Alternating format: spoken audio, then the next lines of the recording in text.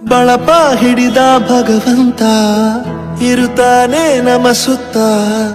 ಅವತಾರ ನಾನಾ ರೂಪವೋ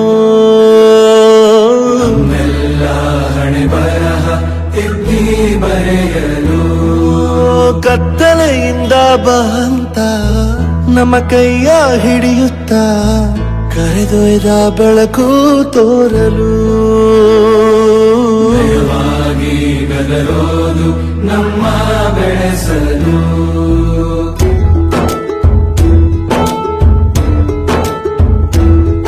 ಭಾಷೆ ಅಮೃತ ಕುಡಿಸೋ ತಾಯಾಗಿ ಭಾಷೆ ಅಮೃತ